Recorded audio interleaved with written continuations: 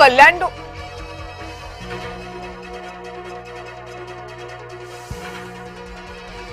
डोंबिवलीमध्ये भाजपचे 15 नगरसेवक बिनविरोध। भाजपच्या वरिष्ठ नेतृत्वाच्या शिष्टाईला मुंबईमध्ये यश। बहुतांश बंडखोरांची तलवार म्यान।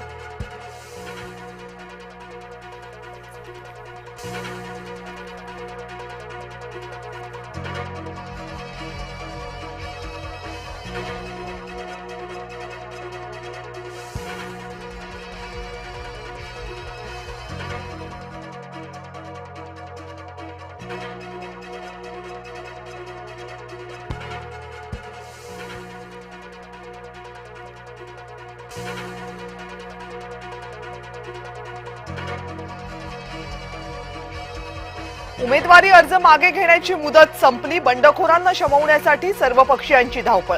काही ठिकाणी हाय व्होल्टेज ड्रामा तर काही ठिकाणी शिष्टाई फळाला।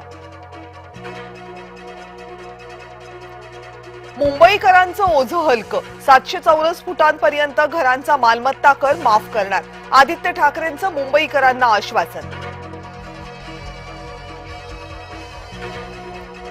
ठाकरे बंधूंकडून मुंबईच्या विकासाची ब्लूप्रिंट सादर। आदित्य आणि अमित ठाकरेंकडून शिवसेना भवनमध्ये उमेदवारांना मार्गदर्शन।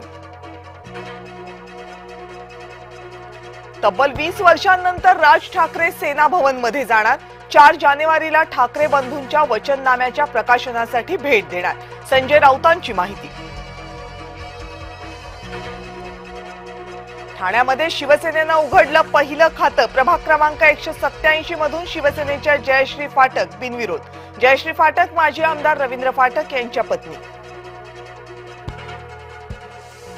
पुण्यामध्ये शरद पवार गट राष्ट्रवादीतील वादग्रस्त जागांचा तिढा सुटला। अजित पवारांसोबत झालेल्या बैठकीत सामोपचारानं तोडगा। शरद पवार गट आणि राष्ट्रवादी काँग्रेस एकत्र 165 जागा लढणार।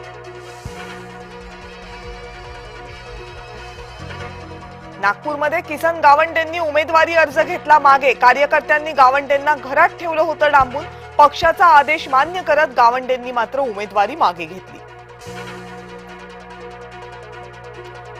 दक्षिण मुंबईतली बंडखोरी रोखण्यात भाजपला यश। राहुल नार्वेकरांच्या मध्यस्थीनंतर कमलाकर दळवींचा अर्ज मागे। वॉर्ड क्रमांक 225 मध्ये हर्षिता नार्वेकरांना मोठा दिलासा। मुंबईमध्ये शिवसेनेच्या 35 जणांची बंडखोरी। उदय सामंत रवींद्र वायकर यांच्यासमोर बंडखोरांचं मोठं आव्हान। राज्यामध्ये बिनविरोध निवडून आणण्याची स्पर्धा सुरू आहे। धमक्या ब्लॅकमेलिंग केले जात आहेत। अर्ज मागे घ्यायला लावतायत। संजय राऊतांचे भाजपच्या भाजपला आणि शिंदेच्या शिवसेनेला टोले। जळगावमध्ये ठाकरे गटाचे 3 उमेदवार गायब। उमेदवारांचं बरं वाईट तर झालं नसेल। ठाकरे गटाचे जिल्हा संपर्क प्रमुख संजय सावंत यांनी व्यक्त केली आहे शंका। गुंड पोचणारा पक्ष भाजपसोबत सत्तेमध्ये सहभागी।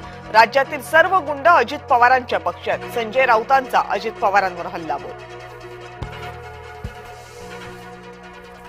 ठाकरे गटाच्या ट्विटर अकाउंटवरून अजित पवारांचा जुना व्हिडिओ शेअर। शिवसेनेचं कौतुक करतानाचा व्हिडिओ पोस्ट। व्हिडिओत उद्धव ठाकरे आदित्य ठाकरेंचाही उल्लेख।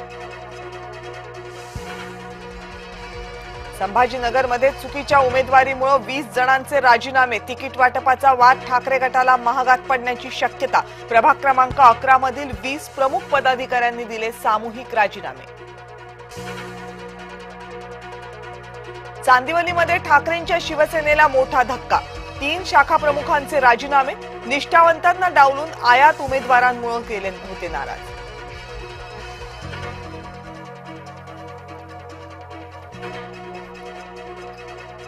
रायगडच्या ताम्हिणी घाटामध्ये खासगी बसला अपघात। पुण्याकडून माणगावकडे जाणारी बस रस्त्याच्या कडेला आदळली। अपघातात 20 जण जखमी। जीएसटीच्या संकलनात 6% वाढ।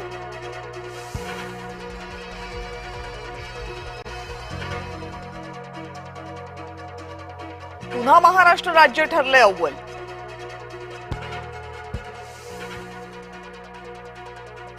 तंबाखूजन्य पदार्थांवर 1 फेब्रुवारीपासून वाढीव शुल्क। केंद्र सरकारची माहिती। फास्टॅग धारकांसाठी आता केवायसी प्रक्रिया रद्द, राष्ट्रीय महामार्ग प्राधिकरणाचा निर्णय. नववर्षाच्या सुरुवातीलाच हार्बर रेल्वेच्या प्रवाशांना गारेगार प्रवासाचं गिफ्ट, एसी लोकल चालवण्याचा प्रस्ताव. मुंबईमध्ये वर्षभरात 1.5 लाख घरांची विक्री, मुद्रांक शुल्कातून सरकारी तिजोरीत तब्बल 13,487 कोटींचा महसूल जमा.